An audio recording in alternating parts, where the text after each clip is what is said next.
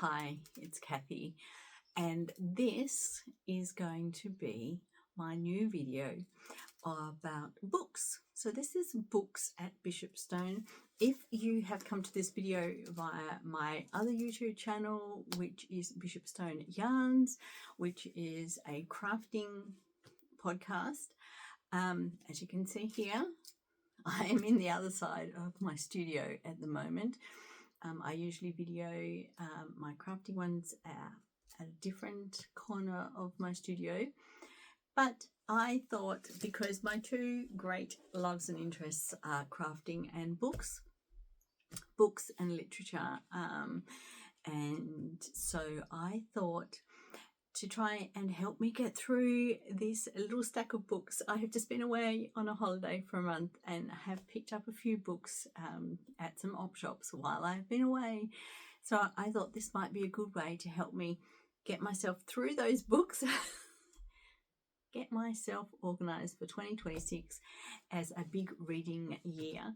And so I thought you might like to join me on my little book adventure, at least for 2026. I don't know if we'll continue after that, but we'll see how we go.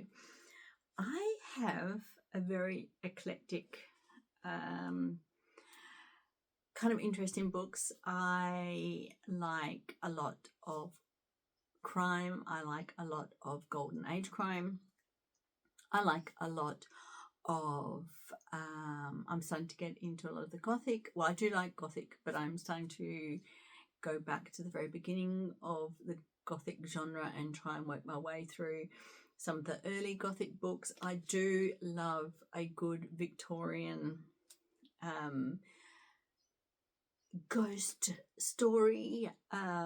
Very hard to come across those in terms of books. A lot of those I will listen to as audiobooks because I just can't get a hold of them as books.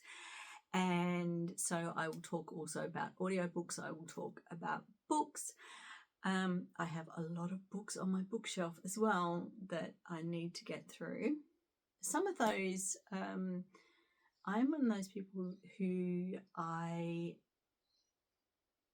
there are some books that I will read and I will come back to visit and reread. Others I will read and I kind of know I'm not going to read them again. So also I'm probably going to get to the point where I'm going to be passing those back on as well, because I've only got so many bookshelves. I can't keep every book.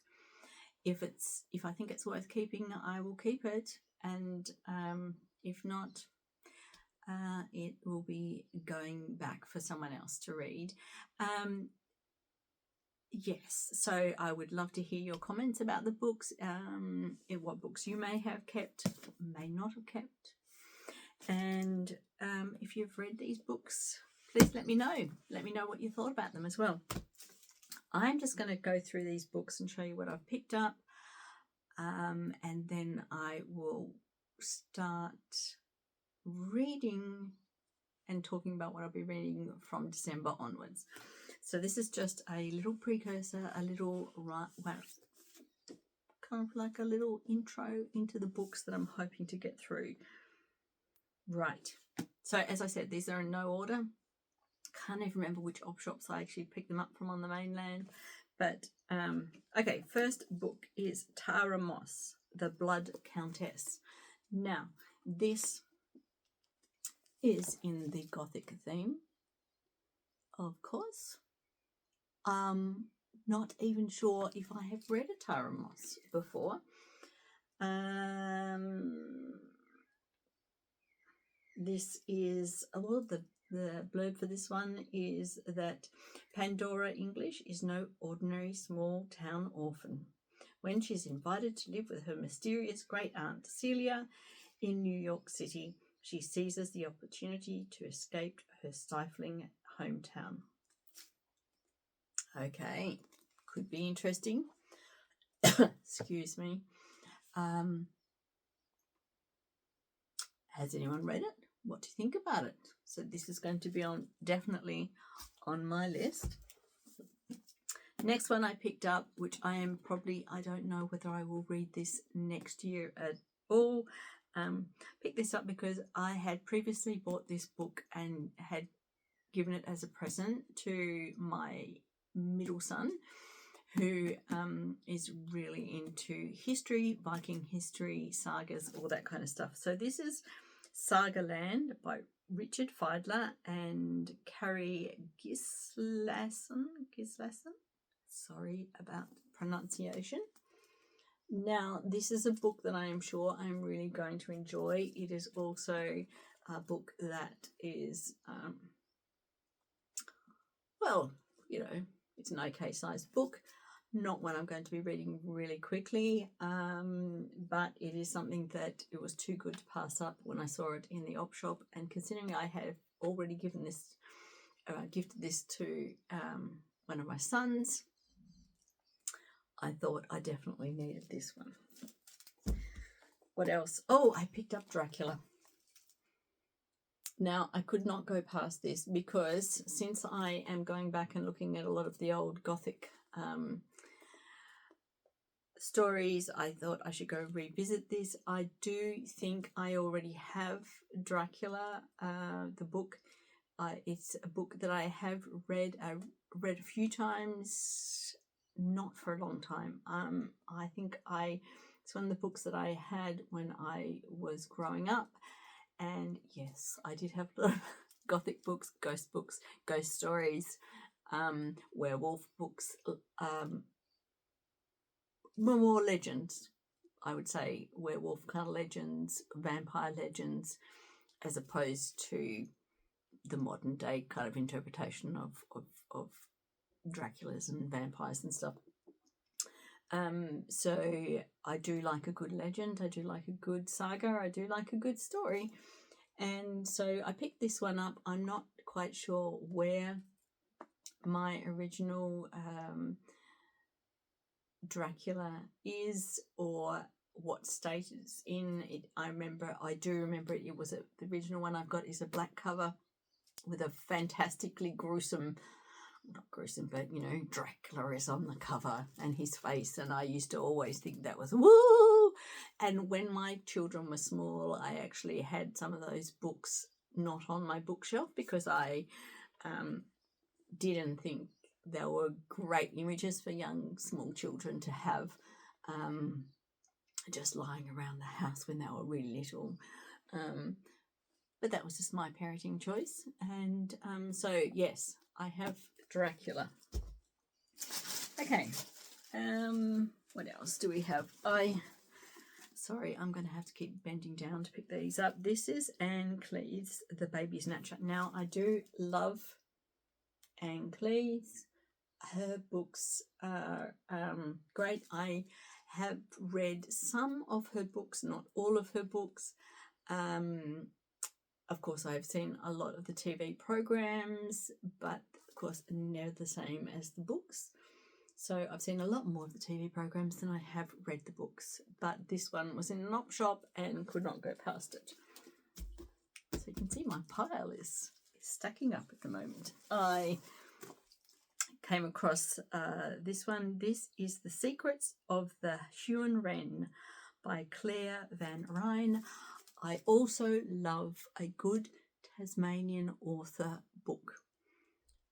Not to say that I love all of the books, but I do like to read, since I am based in Tasmania, which is a little island to the south of Australia. I do love to read something local, something written by a local, something written by people who, there have been quite a few authors who've come down here to write books who may not be Tasmanian, but I also like to see and hear the essence of what people might take away from their time in Tasmania, how they portray it, how they see it, or if it rings true to me in terms of my idea of Tasmania. I mean, everyone has a different idea of Tasmania and what it means to them. So, and having said that, I also like a good Australian authors, not as much. I mean, I would go out of my way to read a Tasmanian author, If an Australian one comes along, I will try and read that as well. But and a little bit of history. I do also love Tasmanian history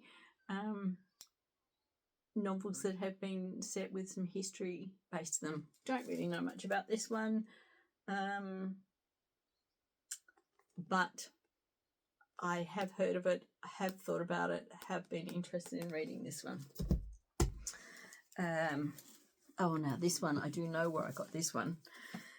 I got this next book in a antique shop in a little town called Central Tilba, which is a historical town in New South Wales that we stopped in to have a little look around at the town and have, of course, I had a Devonshire tea with fig scones in this little town.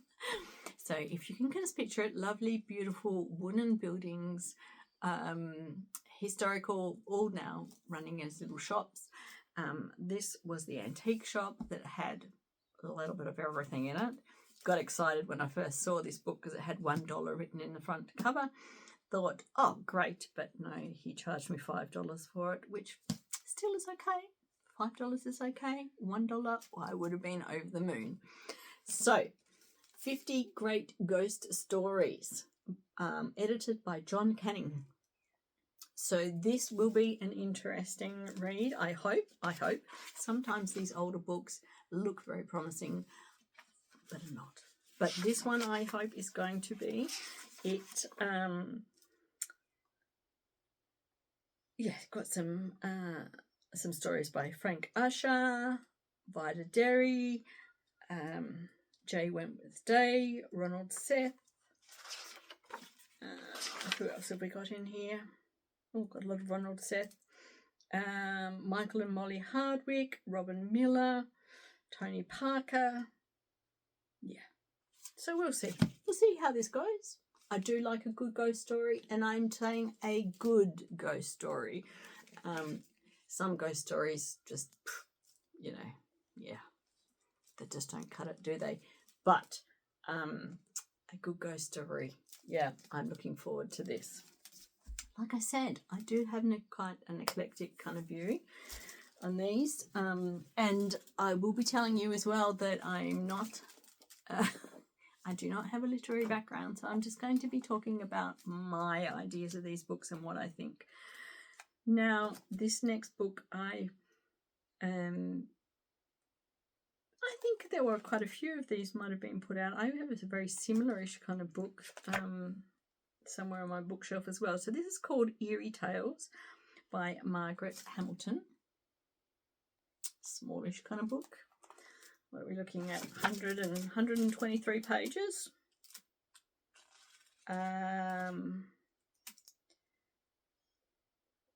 It just kind of, the blurb is, have you ever seen a ghost? Or had a funny feeling about a place or person? These 8 spooky tales are stories of ghosts, graveyards, and haunted houses. I mean, how can you go past that? So much promise. Great book. Looking forward to reading it. In the dark, nighttime, by myself. Well, we'll see how we go. Okay, total change of pace here.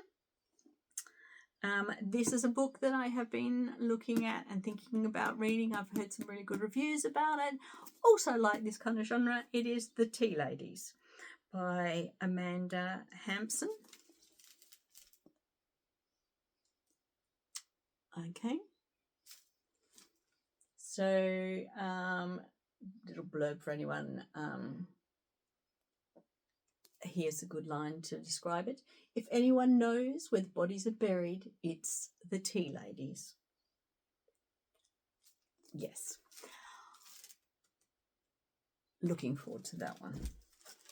Okay, what else have we got? Okay, yes. Now, this one, I had actually seen another YouTuber who actually had just been talking about this book, and I did think twice about whether to get this one or not.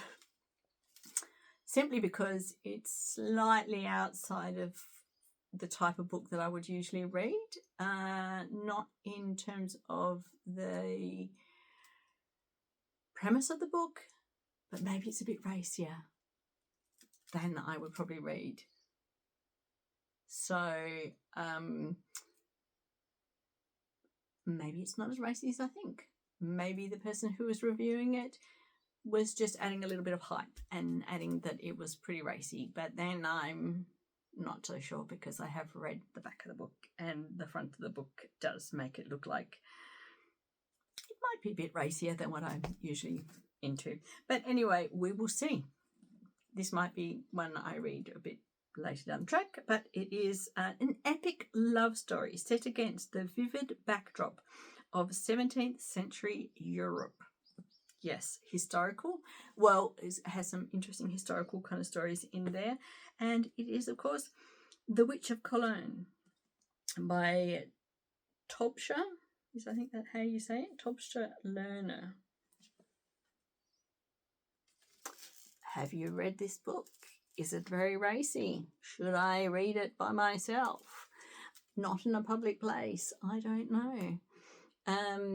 Anyway, see, cover makes it seem like it might be a bit racy. Who knows? Got to give it a go, don't we? Put that one on the pile. But I do like the premise of a witch woman being accused of witchery. Yeah, see how that goes.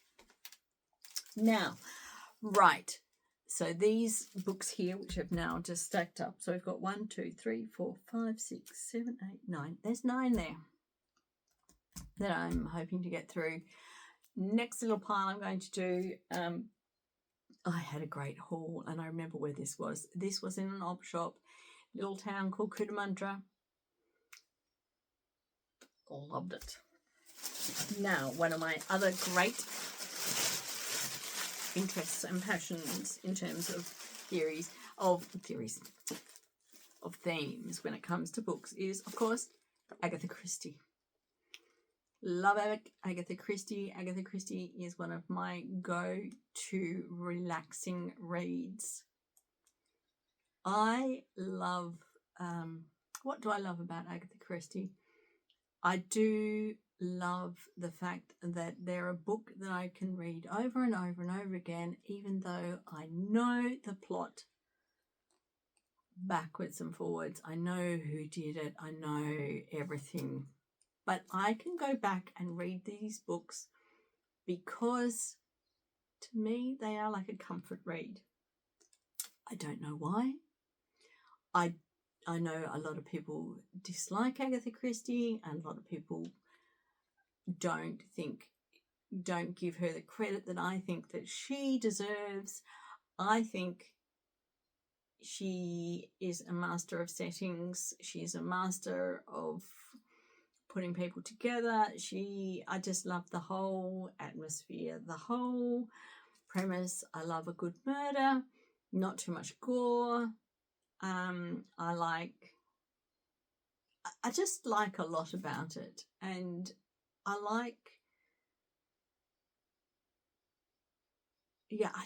there's so much I could talk about Agatha Christie for a long time, but there's a lot to like about Agatha Christie as a writer, but also as a person, as a female author, as someone who made a living from being an author in a period of time when it was difficult for women to have their own income and to own property. I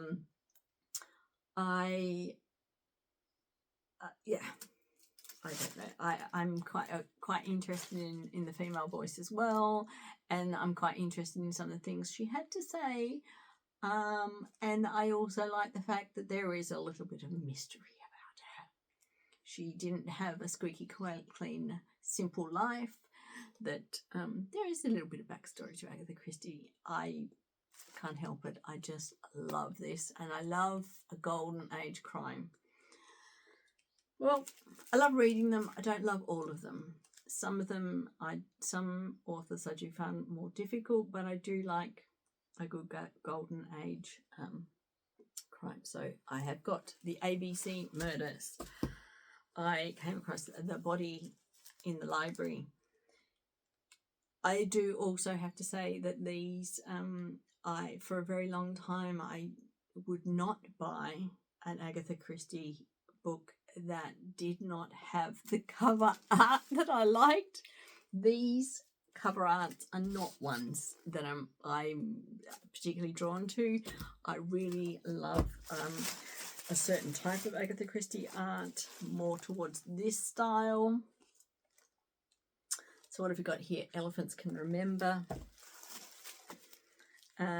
Miss Marple's Final Cases.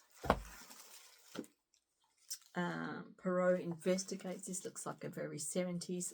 Was this put out in the 70s? This the kind of like whole kind of like, you know, spy kind of looking booky kind of oh no, this was published in 83. I would have thought that cover might have been a slightly earlier kind of look. Oh, we won't do that one yet. Labours of Hercules. Oh, look, you know, see this art, this kind of imagery is more my kind of Agatha Christie book. I would buy it just for the artwork. I think that's it. Right, so they're my little Agatha Christie haul there. My next one is a Richard Osman. Now, I have read the first in the Thursday Murder Mystery Club series. I've got the second one upstairs. I've been looking for them in op shops. Not a lot of them are turning up so far for me that I've been able to find in the op shops. Simply because I have so many books, I don't need to go out and buy a whole heap of brand new books. I'm trying really hard to either read something through my book club, read something that I picked up in an op shop, secondhand shop, swapped with someone else or borrowed from someone else. So this is kind of where I am, apart from my Agatha Christie's, which, well, they're still secondhand, aren't they? I mean, what, these were $1. You can't go past $1. So Richard Osman, We Solve Murders. Looking forward to that because I really liked the Thursday Murder Club. That was also one of those books that I thought was an easy read, a good easy read.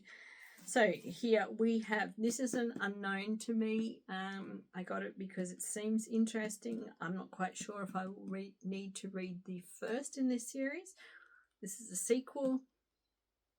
So I don't know if it's a standalone. I'll have to work this out. I'll have to do some research and find out whether or not this one is a standalone or I will need to read the first one first. But this is a book called The Angel of Darkness by Caleb Carr. So it is a sequel to The Alienist. Good, substantially looking book here. What are we looking at? About 620 pages. And this is set in old New York. Just trying to give you a bit of a synopsis, but anyway, a headless corpse bobs on the surface of the Hudson River. Yeah, you've got me in on that one. So this one, I'm hoping of good things of this one. Not sure, don't know. Like I said, if you have read The Alienist, yeah. If you've read The Alienist, if you've read this one, can you let me know? Do I need to read The Alienist before this one? Can I just read this one as a standalone? Or would it be better to read the other one? Do I need to go out and find The Alienist? Is the question as well. So, that's my little haul. And sorry about the little screechy noise there of the bag. My last but not least, it's always a pleasure when I find something a little bit unexpected as well. It doesn't happen that often, that's why it's unexpected. But I did find this book. I have read a few of her her books. I have just finished one of hers. This is Dead Water by Nao Marsh. Now, Nao Marsh is a New Zealand crime writer, a little bit in the golden age kind of crime writing kind of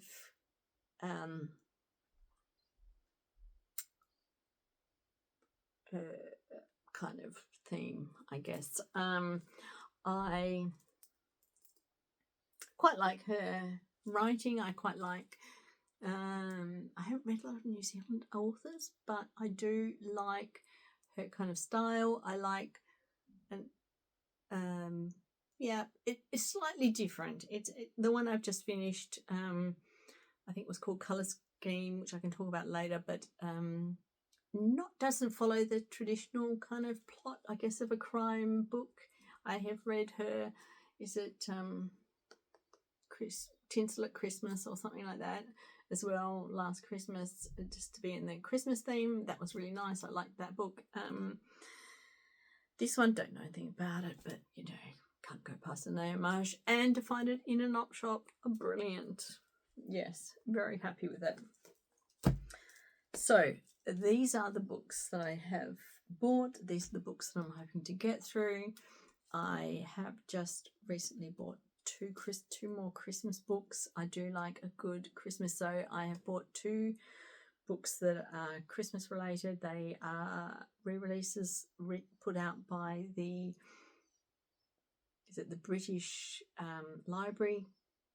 I think one is Murder After Christmas, I think is one of them. I can't remember the name of the other one, of course, but I'm not talking about those at the moment. So that will probably be my December reading. What am I reading at the moment? And I'm reading a book that I am going to have a big discussion about when I finish. I'm reading Rebecca.